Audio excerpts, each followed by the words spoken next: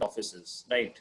And we have our annual event, PMO Global Awards, and recently Women Power Up Network has joined hands with the PMO Global Alliance. So that's one of the major collaborations which we have done recently.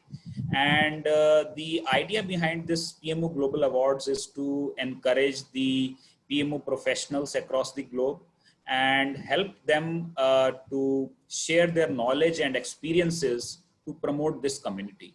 So this is one of the major work which we are doing in the world of project management offices, and it is chaired by Americo Pinto, who has been associated with various organizations, including PMI. So he was the vice president of PMI Lima chapter, and he is based out of Brazil, and I'm based out of India. Yeah, and I also see Hannah Siddiqui who has joined in, and we are also collaborating with Boston University Agile Innovation Lab. Hannah, you want to say something about this collaboration and what we are going to do going forward? Oh, absolutely. Thank you, Priya Patra. It's great to be here. Yes, so our lab, Boston University Agile Innovation Lab, we advocate for Agile and project management, both. We have world-known prominent researchers continuously working towards our goals to advocate authentic Agile and also the practices of tools and techniques of project management. We have few pioneers actually in the field of project management like Dr. Conover, Dr. Ryman, those names are known, actively guiding us. They're our leaders. So I'm excited to be here, and I'm also excited to announce the very first ever Agile in Education conference. It will be held on October 23rd and 24th. And I'm the chairwoman, and I have the privilege to organize this conference. We have Dr. Jeff Sutherland and Mr. Willie Winans as our keynote and honorary guest speaker. And I'm even more excited to announce that Boston University Agile Innovation Lab, Agile in Education, is collaborating and will be co-hosting and co-creating a conference, Agile Leadership, Women in Agile Leadership, and I'm so excited. That will be a mega event of the year, talk of the year. I'm really looking forward to it, Priya Patra, and I would love to collaborate with everyone in this community, such a strong community. I'm very proud to be a part of this community, and thank you for this opportunity. Thank you, Hannah, for joining us. I think it is too early in the morning, but thank you. We really do appreciate coming and saying a few words to our members. And with this, we will move on. Yeah, the community updates are over. And I will just introduce few people whom I've already introduced before. Agalia, who is the founder of Noun and Verb, and she is the facilitator, the live recorder of this session. She has prepared all these beautiful images or scribes and the medias, the creatives that you see in social media today. So thank you, Agalia, for your creative inputs here. Gaurav is our digital ambassador. He has been very, very instrumental in getting us collaborating with PMO Global Alliance. And our communication champ, Abhishek Muchla, who is doing all this communication and all the hard work behind, setting up our virtual booths, having a newsletter launch, etc. So thank you very much for all your help. And I think with the strong team behind me, I think we can make it really big. Thank you. All right. So yes, Jeanette, leadership starts with you. So let me introduce Jeanette Cremor. She brings in about 20 years of experience in project management, organization analysis for your workspace. She shares her insights of people, process, and projects for leading change. She believes the art of project management is She believes that the art of project management is both of situational complexity and benefits of the solution. She believes in the right project with the right team at the right time. And she's a creator of the project ecosystem. Yeah, wow. An implementation framework and host of Laugh, Learn and Lead. That is so interesting podcast show. I will definitely go and hear some of your podcast. I've not heard it, but the name is so interesting. So I'm sure it will be a lot of fun. So with this, Jeanette, I will hand over the podium to you to take this session forward. Thanks, Priya. Hi, everyone. How are you on a Saturday afternoon? I'm so lucky to actually have met Priya a couple of months ago. I think we were on a panel discussing women. I think there was Elizabeth in the UK, yourself, me, and Elise, I think it was. And so, yeah, so thank you so much for letting me share with you today. It's going to be an interactive session. Please ask questions along the way, either just talk, use the chat. Does everyone know how to use the chat? Yeah. Yeah, and so just pop a question. A little bit about me. Love to know more with Hannah, actually, higher education.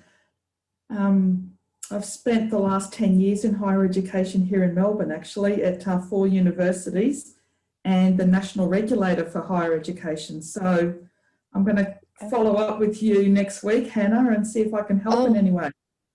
Absolutely, absolutely. I'm actually delighted to be here and glad to meet you. We should connect. Absolutely, I'll reach out to you.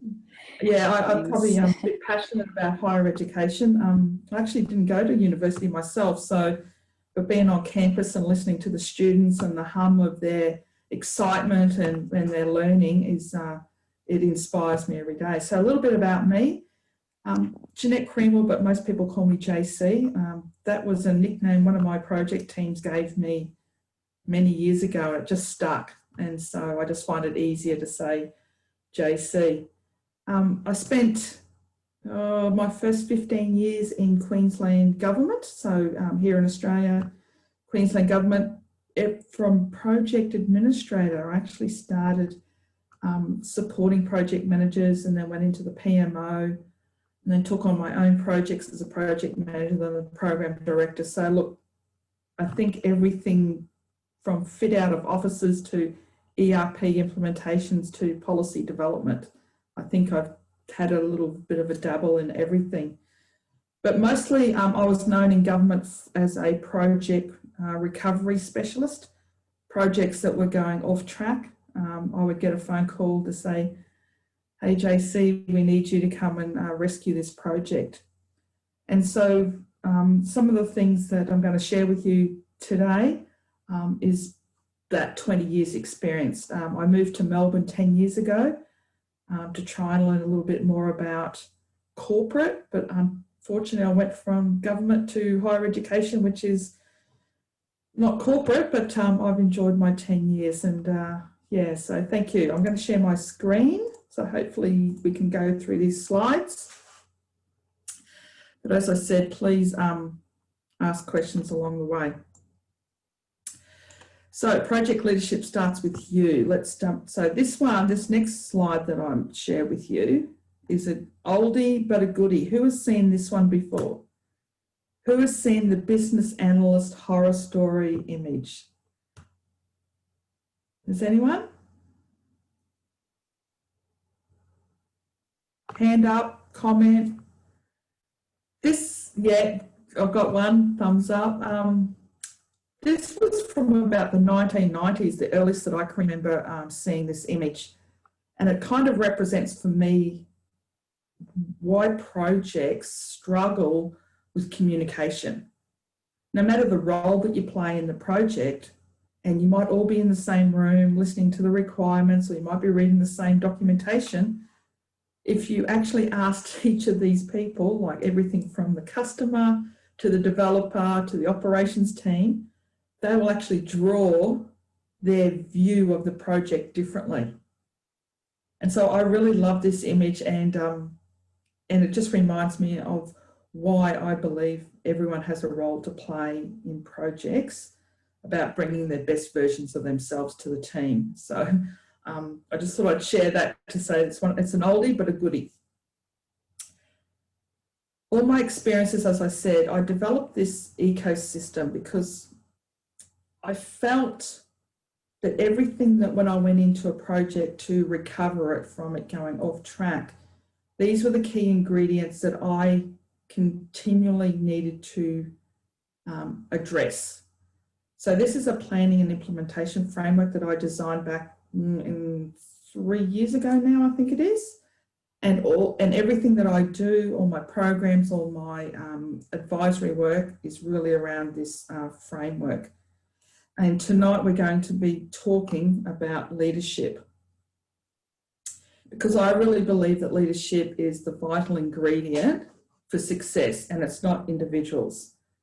I don't believe individuals celebrate success. I think teams do. And we can have a conversation about that if you like. But for me, if you're in a project, you don't, as an individual, don't celebrate success. You do as a team. And leadership in that arena is really the critical ingredient for successful delivery. So, teams. I believe that leadership is action and not a position. No matter what role you have in a team, we all want to be engaged, we all want to be committed, and we all want to actually have clarity and confidence in the role that we play. But unfortunately, or fortunately, whichever way you want to look at it, I love teams because for me, they bring diversity of their thoughts and of their experiences. And we all react to things differently. We actually see and hear things differently. We connect with people differently. And yet as a team, we're all supposed to celebrate this success. And so when you're in a team and you're going, yeah, cheer, hopefully you're all on the same page for what success is going to be like for you. Do you have a definition of a team? Now, this is what the dictionary says. A team is someone that comes together to achieve a common goal. Does anyone else have a definition in their organisation of what a team is? Because I actually challenge that definition. I actually have a different one that I'll share with you soon. Has anyone got any idea? Everyone achieves more. Yes. Together, everyone achieves more. Absolutely. Anyone else got a definition? Yeah, so I would not say a definition, but from my perspective, it is more about trust and transparency. And you have that environment of trust and transparency, you build great teams. And that's how you make them empowered and accountable. Trust and transparency. It doesn't happen automatically though, does it? It takes a fair bit of work. Yes, definitely. True. It does. Does anyone else have a definition? It's a lot of work, not little bit of work. Yeah, it's a group of individuals, just as you said, right? Who works on each other's weak strengths and leverages on each other's strengths, and kind of makes up for each other's weaknesses, maybe.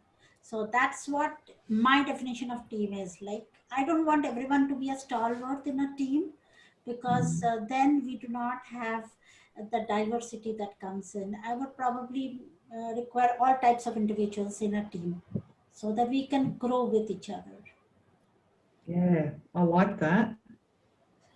This is my definition. I really believe that we have a single voice. I think when we're actually all understand what we're there to achieve, I believe that we actually have a single voice. That we understand one another's roles and behaviours. We know and have talked about and agreed to what will work and what won't. And I think some of the conversations we have in our teams is what won't work.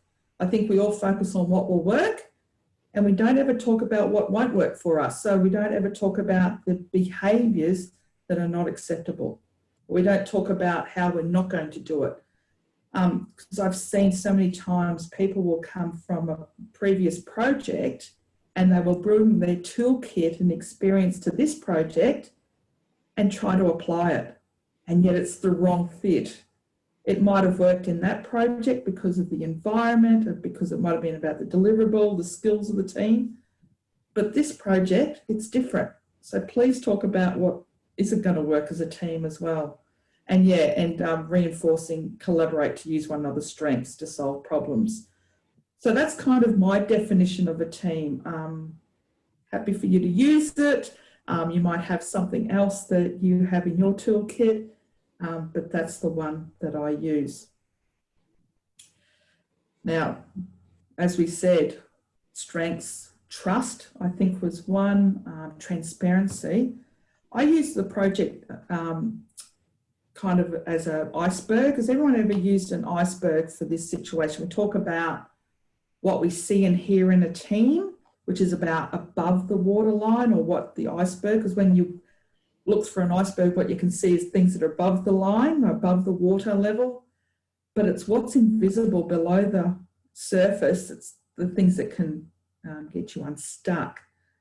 So if we thought about our teams and where we have worked currently or where we might have worked previously, what's some things that we might notice about our team that we see and hear? And what's some things that we probably don't understand about our team because they're invisible? Has anyone got any ideas? There's no right or wrong answer.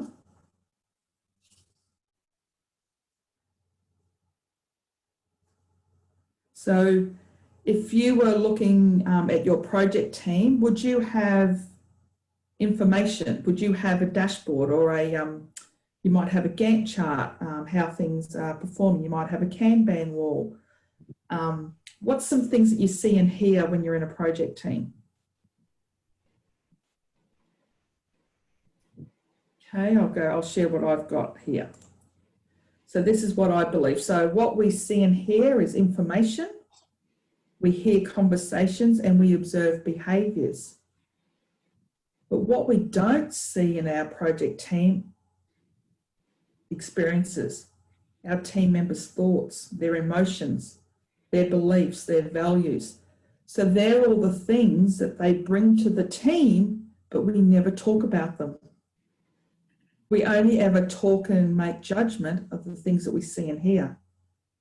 And yet, everything that how we behave, the conversations we have, and how we interpret information is all based on what we don't know about one another, which is all the things below the iceberg. And I'll give you an example. I can have two people in the room and we're having a conversation around a customer experience. And I can have someone saying that it's really important to them that we give the highest level customer experience. You know, we need to give them platinum service. And I've got someone else in the room saying, well, no, we just need to do the basics. And yet they're both reading the same requirement, or might be the whiteboard we're having. So I've got two people in the room having a conversation around a requirement about customer experience, and I've got two different opinions. Now that comes from their experience. It comes to what they value. So one person would value customer experience, the other person doesn't value it as much. So when we bring all these people together in a project team, what we're doing was actually asking all these individuals to form, and they all have a role to play in that. And I really believe that that's why project leadership starts with us as an individual, because we have to be aware of who we are to actually make an impact and influence in a project team. So if we think about that a little bit, leading a team starts with you, who you are. So we talked about, but what do you do? So for example, in a team, we could have a business analyst, a tester, a training officer, could have a digital strategy person. You know, there's so many different roles. And what we do is actually what our role is in that team and how we do it. So this is an example. So who we are, we talked about values, beliefs, behaviours and strengths. That's who we are. It's not our title.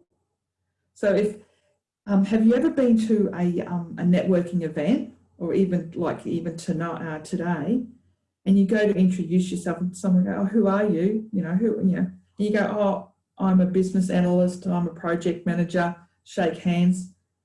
No, that's not who you are. That's your title. That's what you do. It's not who you are. So what you do is actually your expertise. It's your education. It's what you've invested in to actually build up your skills. So who you are is all about your behaviour. So JC, I'm quite loud, I'm quite energetic, I'm colourful, I'm going to say how it is. But what I do is I solve problems for people. I actually get projects back on track. And I do that in a way that's quite colourful. And how I do that, as I said, I bring a lot of, so the vibe I bring to the room, it's quite energetic. The language I use is quite simple. I translate words so that a lot of other people can understand them. And I seek feedback. So no matter the role that you play in your project team, you talk about who you are, what you do, and how you do it. And that is really the 3 pillars of project leadership. And this is the little model that I have. So if you talk about yourself, who you are, that's really about joining your skills. So what you've actually had is your accreditation, your education, your experiences, and how you go about engaging people is really about who you are as a person. Then if you look at what you do, that's really your practice. So that could be, like I said, your business analyst, testing, project management, a financial controller. That's the practice, that's the methodology, that's about what you do. But how you go about doing it is actually how you work with people and how you deliver that. So it's kind of like saying, I'm going to take my expertise and I'm going to engage this group of people and we're going to implement this solution, and it's the how. And if you join those 3 pillars together, that actually brings the leadership together of a project team. But everyone in the project team has a role to play, because you want your business analyst or your architect bringing the best version of their practice to your team. You don't want them not giving their best in their education, what they've learnt. You want them to provide solutions that's going to fit your stakeholder group or your requirements. You don't want them to do a how the same over and over again. You want them to adjust and adapt to the situation. So what we're going to be talking through just tonight is actually the first one of the pillars is self. Because the first step in project leadership is being self-aware. It's understanding who you are. Because when you understand who you are, you can better engage and work with other people, because you have a different view of yourself and understanding what triggers your behaviours and really knowing what your values are. So that when you're in a project team and you're working either with a project manager or you are the project manager leading a group of people, that you actually understand self. That is the number 1 step in project leadership, is self-awareness. Any thoughts about that so far? Questions? Not a question, Jeanette, but of course, a thought. Yes. If you don't understand who you are, how are you going to, kind of adapt your ways of working with your team, or how you interact with your team? So everything, even I truly believe everything begins with self. So if I am motivated, I can motivate my team, right? If I am not happy, how can I keep them happy? And it happens, right? Even in big town halls and all, I keep on asking these questions to our leaders. You know, they say that you have to engage your team, you have to engage, you keep them happy so that, you know, they stick with the organization. And that's where I ask, what do you do for the managers like us, right? Are we thinking of engaging them as well? So I've asked these questions a couple of times to my leaders, and yeah, sometimes I get good answers. Sometimes, yeah, not so good. But yes, true. If I am not happy, if I'm not motivated, I cannot motivate anyone else. Simple, even this community, if I am not driving it, I am not motivated to drive it, why will others do it, right? So that's how it is. It starts with self, definitely. Yeah. And I've had so many conversations about don't just look to your project manager to be the leader, or your sponsor, or your executives that are funding the change. The leader is you, because you might have a small group of people. So you imagine your business analyst that's working with some subject matter experts, and they're trying to get requirements understood. They've got a group of people in a room. That's where you want them to have that leadership in the room, even as a business analyst. So I believe you don't always look up when you're looking for project leadership. You actually look to yourself and beside you, because that's actually what makes the biggest impact for team success. Don't always look up, because leadership is action, not a position, is my interpretation. So I challenge people when they say to me, oh, but my project manager isn't leading us. And I said, well, what are you doing to lead yourself? You know, what are you doing to lead your peers, your team members? How are you working with your subject matter experts when you go and facilitate a workshop? Oh, but my project manager should be there. And well, no, hang on, time out. We all have a role to play, and your role at the moment is facilitating a workshop with your customer or your subject matter experts. So you're standing front and center. You are representing your project team at the moment. So your project manager doesn't have to show leadership today, you do. Yeah.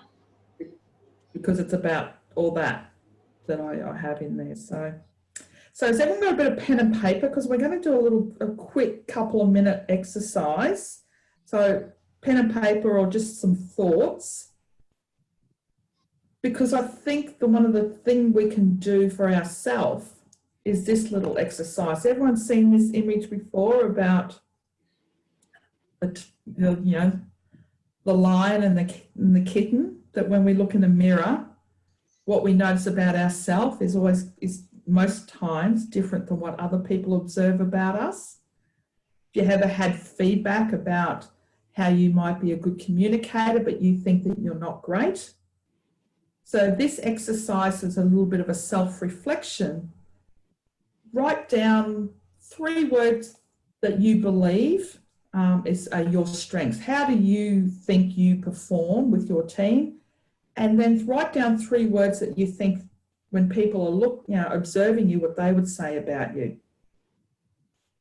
So you're the kitten looking into the mirror.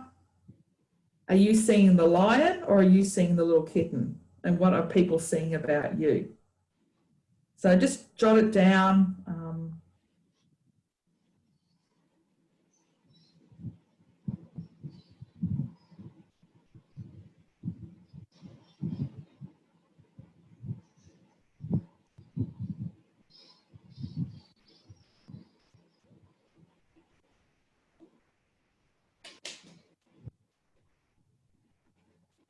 So would anyone like to share what they might have on both sides of them, like yourself, and when you're looking into the mirror? Does anyone want to share? We got Harish there. Did you write anything down, or someone else?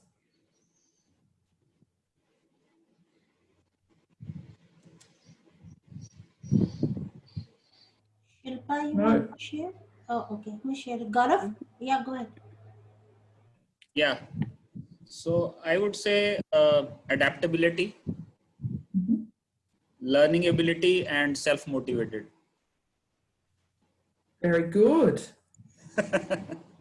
Very good. And I had one question on the previous slide. I wanted to know why the triangle is inverted.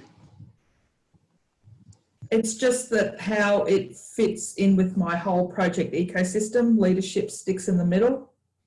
Okay. It's just my virtual assistant designed it, so I'll ask her. Okay. Yeah.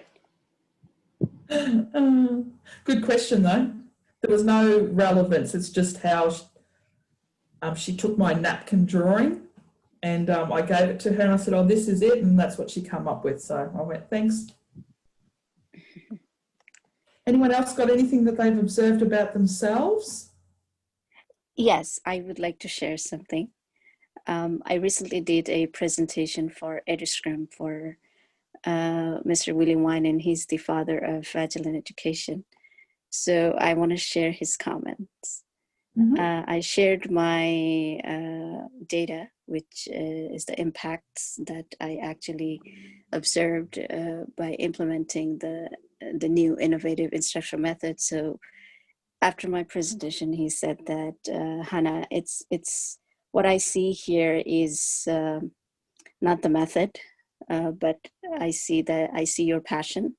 I see that you're very supportive and you are hardworking. And the way I see myself, I call myself an eternal student. And I'm learning, and I like to be challenged, and I want to reach the top of the mountain. That's wonderful, Hannah. That's really good.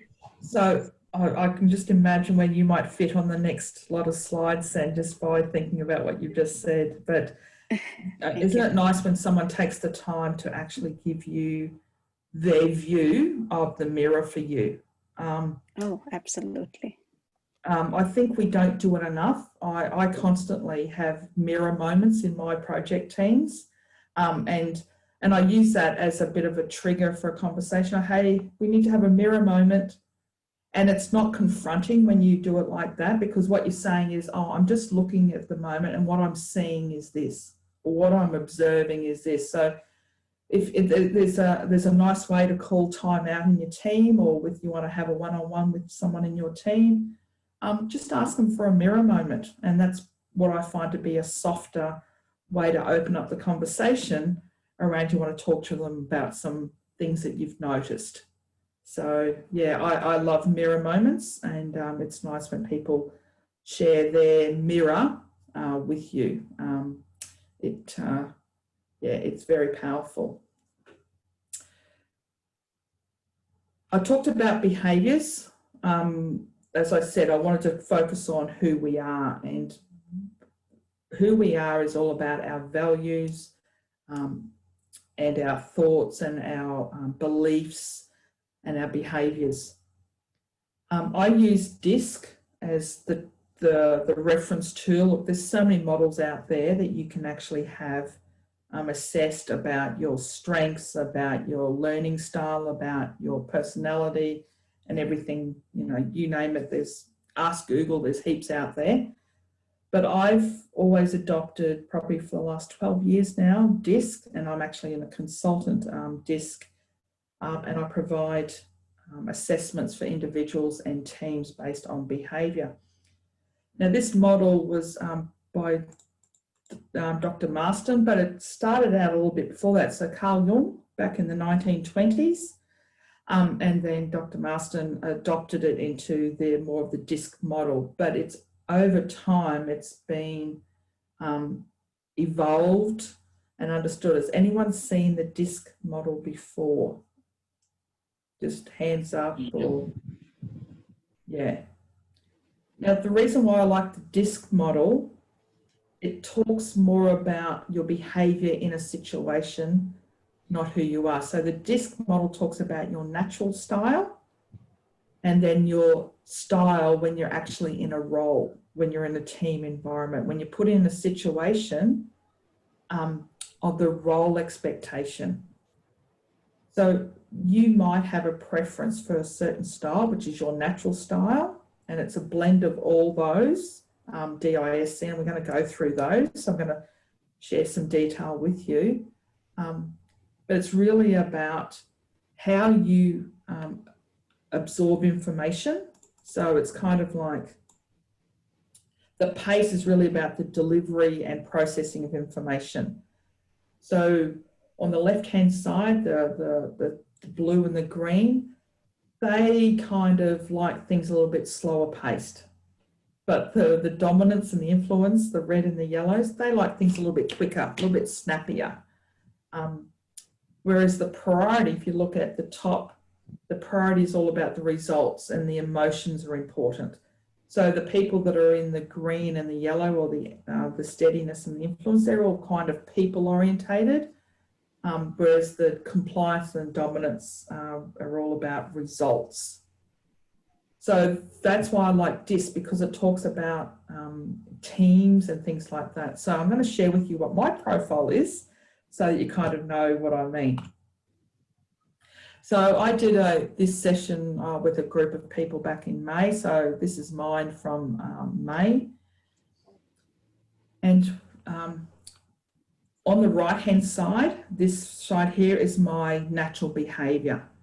So my comfort zone, or where I put my least amount of energy, so my natural state, my natural behaviour, is I have, so the D is the red, which is the what I call fiery red, so the planner. I'm quite neutral.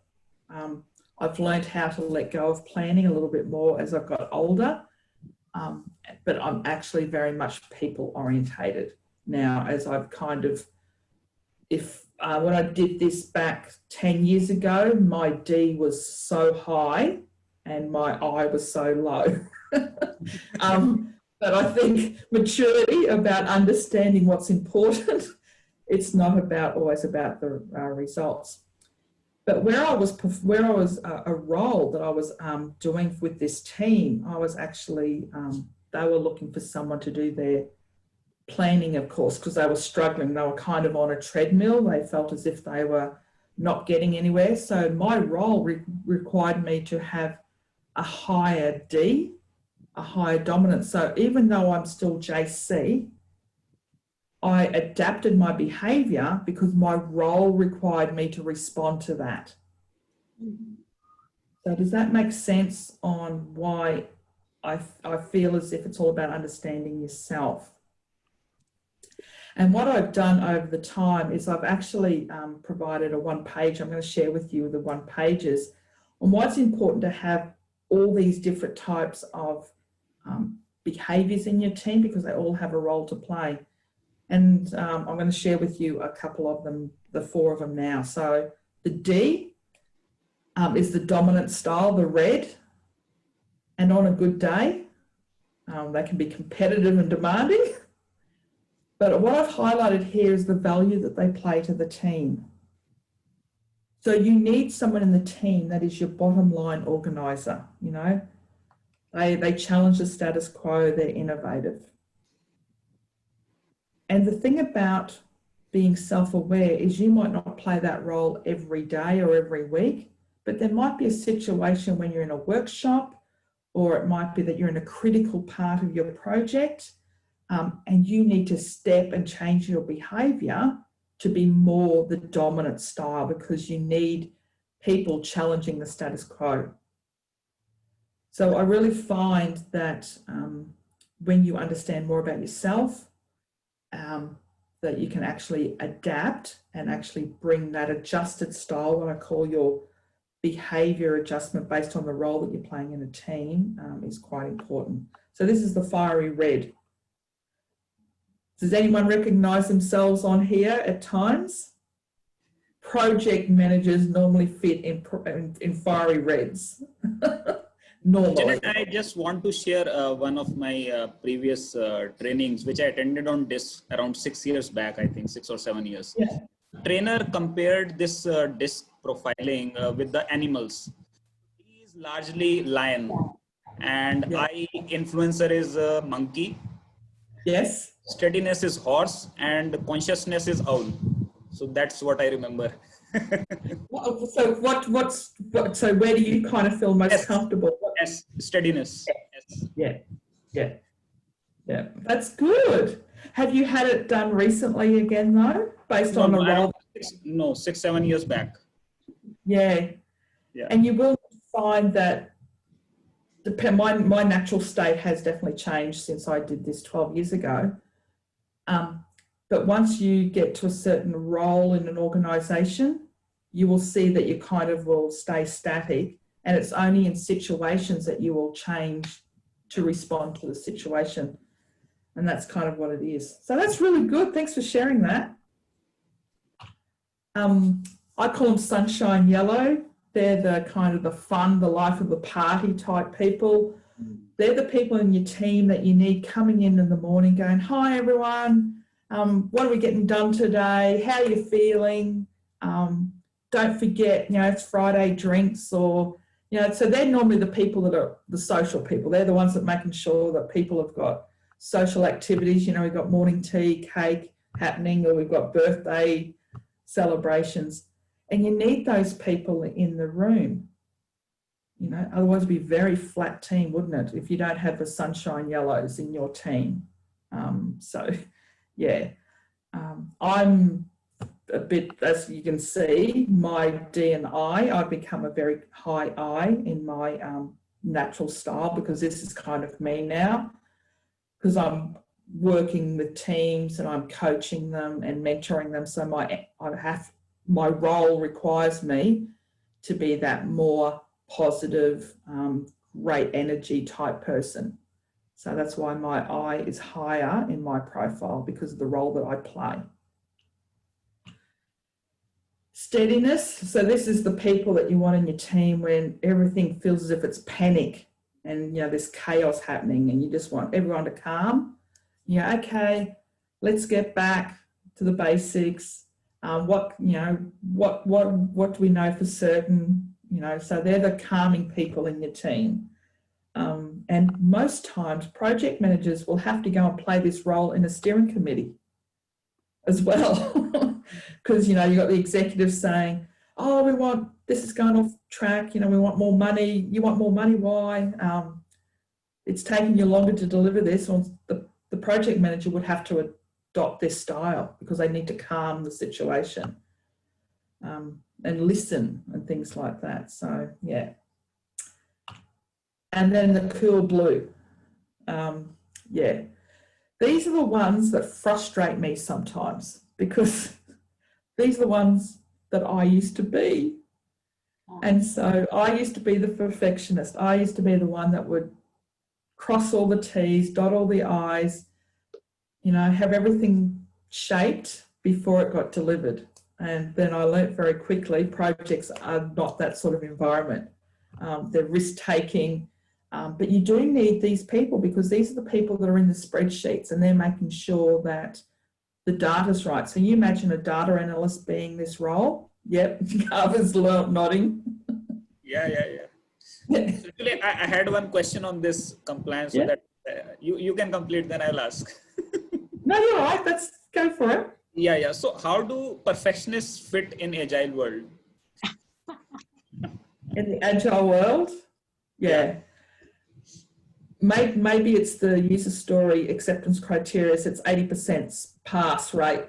I don't know. I've worked with data analysts a lot in this arena. Business analysts that are still stuck in this way of thinking, I think they're in the wrong, like I said, right project, right team, right time.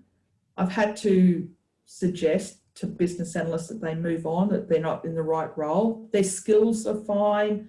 Their attitude, their behaviour is fine, but they're just not the right fit for this project now, because they are in that perfectionist mould, and we have to get them more agile.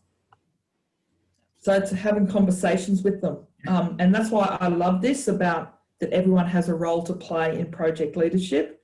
It's not just your project manager, because the business analyst that's stuck in this perfectionist thinking and behaviour has to have their self-awareness and say, oh, hang on, I'm letting the team down.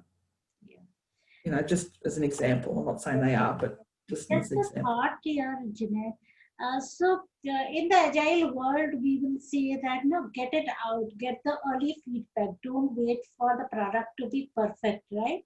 And I Yeah. think some amount of coaching probably is needed for these perfectionists, these blue people, when they come on to the team saying that this is a different way of working, and don't get, kind of bogged down with getting the perfect product, because that's not what we are aiming for, because nothing will be perfect. If you keep waiting for giving the perfect thing, you have lost the game. So I think, is there a way that we coach them to, just as you said, right? Depending on the role, you have to adapt like a chameleon, right? So is there a way that we coach people when they come to an agile project, right? That this is what needs to happen. And moreover, if it's a project where there is a lot of FDA regulations and legal bindings, that's where probably we need a blue person. So BBD assess the project and then put people accordingly in that project. I don't know, how do you, is there something that we follow that way? So remember I said at the beginning we talk about what works and what doesn't work as our team. That's kind of having the so I've got a question up here, just quickly, one quick question. How do we differentiate perfection and discipline, and how both has an impact on our project? Well, great question. Great question. So for me, perfection and discipline are not the same thing. I believe a test analyst is a cool blue. You want the test analyst making sure that the detail, they got everything tested. You want your data analyst that's migrating all your financial records, of course, doing your reconciliations and making sure that you're migrating, if you're migrating a couple of $1 million worth of records, that you want thing.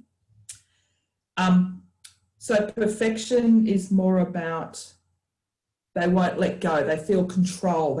It's kind of their reputation that's at risk. So people that are perfectionists in their thinking and behaviours are more about people that don't have I'm not going to get into a coaching session now, but they have a fair bit of, below the iceberg thing that I talked about. Some of their belief systems are all about they might not be worthy. So in a previous role, they might have been judged, they might have been given feedback that they weren't good at their role, and so they hang on to it. So sometimes that's why I like to have conversations with people about what's really triggering this behaviour, and because we see above the iceberg the behaviours, but it's below the iceberg that makes us behave in a certain way in a situation. So for perfectionists and the word discipline, I love disciplined people. Because discipline can be an advantage and they can hold the team accountable to what they've agreed on how to work. So, I think it's two sides of the coin. But, Does that help understanding a little bit more about yourself? Yep. So the next thing I want to just quickly jump in because I'm aware of time. So learning more about you and your team. One of the things, it frustrates me when people do a project kickoff. They go, oh, we've done a 2-hour workshop, we've kicked the project off. And I've gone, oh, yeah, great. No. How do you get to know one another? How do you know about yourself? How do you learn? And I think Hannah in her feedback and comment was that she always asks for a challenge. So she would be one that says to her team, if you've got a problem, get me involved. I'm happy to help out because I love to problem solve. I love challenges. I love that think tank type scenario. So learning more about you and your team is critical in project leadership, because when you understand yourself, you can then understand the others. So I believe that spending time with people is important. And these are a couple of tips that I have about learning more about you and your team. So in your next 2 weeks, I throw a challenge down to you. Observe your own behaviours in different situations. That's the first thing that you can do, is really observe yourself. And I know what pushes my buttons in the situations. and I've got the trigger now, and I go, okay, I stop, and I go, okay, JC, no, don't react like that. Go and ask the question. Listening to understand. I think in conversations, we still fall into the trap of listening to respond, where we think we have to have the answer. But it's really important that we listen to understand our team members and to understand ourselves. Get social, you know, ask about the dog and the cat and the children and the, you know, and the book that you're reading, the sporting club that you're following, the food that you're cooking. Have those conversations, because that helps you understand more of that below the iceberg stuff. How were they brought up? What belief systems do they have? And delegate work. One of the things that I find in project recovery is that some of the team members will hang on to their work rather than delegating it, because they think in their role it's important that they deliver it. No, by delegating the work to others, you're actually helping them to grow and learn, and you're actually amplifying their strengths, because you actually acknowledge what they're good at, and then ask for other people's contributions. You know, don't do it alone. So if you're the business analyst in the team or the project manager and you don't know, just ask. We don't have to always have the answer. So there's some tips. Does anyone else have any ideas on tips and tricks on what they do in their project teams or in their organisations or in the roles that they currently do at the moment on getting to know one another? Yeah, so I can share one, thing that we do. Before we start off our project, right, we have something called Accelerated Solutions Environment, where we call in our, this is something proprietary to the organization where I work for. And what we do is that we pull in all the parties together. For 2 days, we just sit in one room and we kind of brainstorm, find the solution, find the problem, actually not the solution, what problem we are trying to solve. Then what happens is that, because it is kind of a workshop where you kind of come out and you are put into different teams to come up with the right solution, or first to find out the problem and then find out the right solution. You get to know each other very well. And we've noticed this, and what happens is that when they go back, by that time we've already been friends. So they could be customers, they could be vendors, they could be suppliers, right? We are a services organization, so we don't do everything on our own. We have third-party vendors coming in. We have representatives from all those teams, and we do a workshop kind of a thing where we try to find the problem and then come up with different solutions. And at the end of 2 days, we kind of know each other, the team properly. And that's how we learn more about our teams, and things becomes a little easier going forward when, we go to different, other locations. So that's something that we do for big projects, of course. Small projects we don't do because it's a cost as well. So, yeah. So nowadays it's happening virtually, which is good. So otherwise we would all come together. Yeah. And in isolation, one of the things I've done for a team recently is I've done a progressive team trivia. So every Wednesday for a half an hour, I host a progressive team trivia game with them. But it's all about them submitting things like their photos, their baby photos, their ideal holiday location, a meal that they've cooked, the music. So it's all about getting to understand. So it's about that social conversation. But by having this virtual trivia, team trivia that I'm hosting for them as part of, I'm helping them through team behaviours at the moment, is just getting them to understand one another about their backgrounds and things like that. So there's lots of things that we can do. It doesn't have to be face-to-face, it can be virtual. But so in wrapping up, everyone has a role to play in project leadership, and the first step is about being aware of who you are. and there's many tools out there that you can try yourself. I like DISC because I find that it's a fair indication of how our behaviours adjust depending on the role and the situation that you're in. But yeah, hopefully that's helped. And also a bit, if you want, I've got a 10 key project relationships workbook. So if you jump on my website and go to the resources page, you can download that.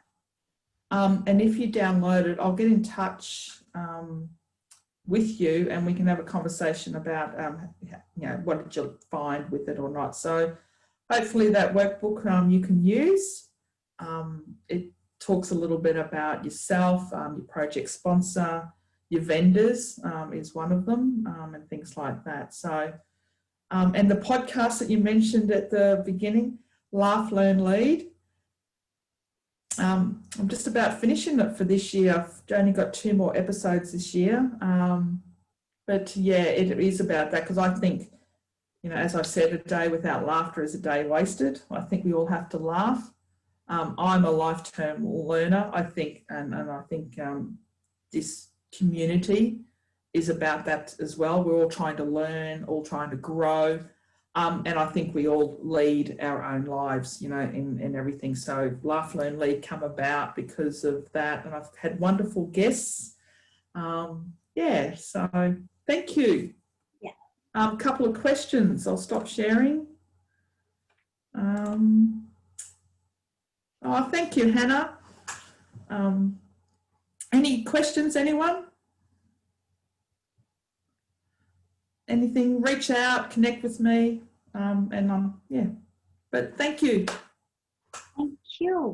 Thank you, Jeanette. And, I thoroughly enjoyed your presentation. A first thing that reminded me was about when you onboard an airplane, right? So there is an announcement that happens. Put the oxygen mask first on your own, yourself, get yourself stable before helping others. So this reminded me perfectly about, that scenario. And 3 things that I took away from your session. Active listening, right? And I think many a times I especially listen to respond, and sometimes I even respond before the other person is finished. So that's something that I will keep in mind. Listen to understand first and then respond. And observing my own behaviors. I sometimes think that I'm, kind of doing something good for my team, kind of pushing them to the limits, but I think they might be thinking me to be too pushy. So that's something that maybe when I was looking at the mirror, I found this. So this is something which I will take back as well, and ask for contributions when I am not, I think that there is someone who can help me, I should ask for contribution. These are my 3 takeaways from your session, and I'm sure all of our participants who have attended have similar takeaways as well. And if you want, you can type them in the chat window or let Jeanette know. If you have any questions, do reach out to her through LinkedIn.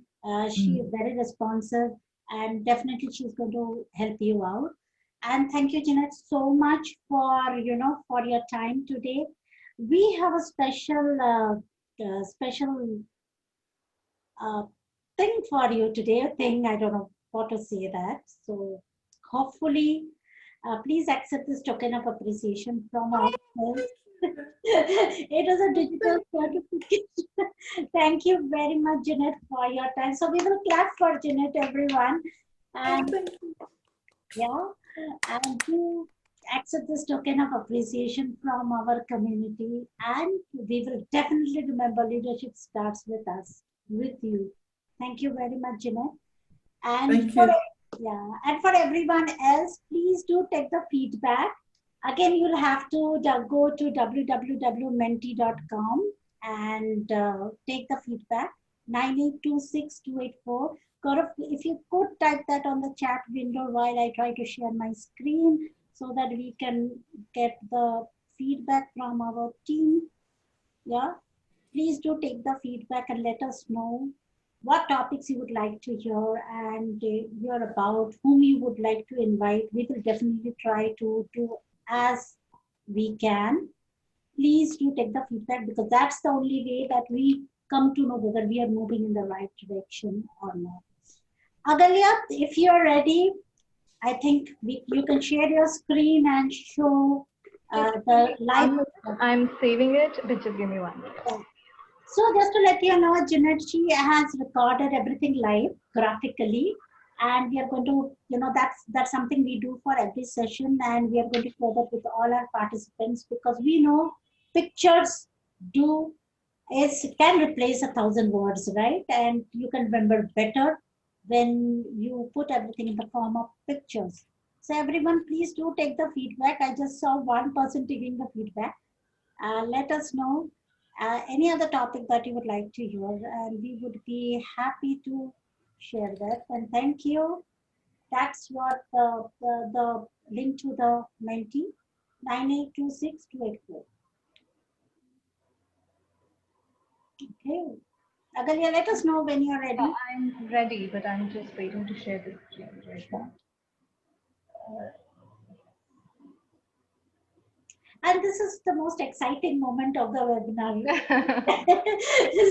I am eagerly waiting to see what she has done today. And Did you see it? Not yet. I can't see it. Oh, I have shared it, but. Okay, I can stop sharing if that helps. Yes, I think that will help.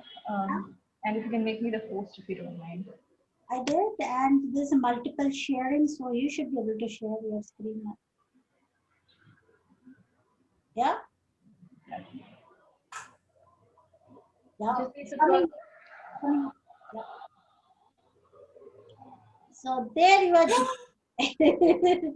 you like yourself there? Leadership starts with you.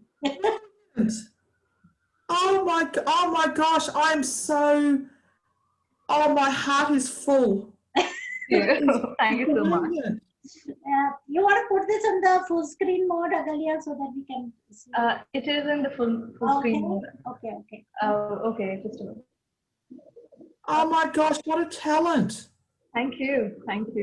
And she does this for all our webinars, and we made a video of all these scribes that we have, just as a recollection or journey in terms of visuals. We will send you the link to that video as well. I feel, oh my gosh, that's the best thing. Oh, thank you. Thank you so much. We will send this to you. Yeah. We will send this to you, and along with the certificate that we have made for you. Thank you very much, Jeanette, for your time today. We truly appreciate it. I'm going to tear up. I'm so. Thank you, Jeanette. And thank you, everyone, for joining in. Please do take the feedback. I keep repeating. And let's meet again next month. Yeah. Thank you. Bye-bye. Bye-bye. See you. Bye, Janet. Thank you. Bye. Thank you. Thank you all.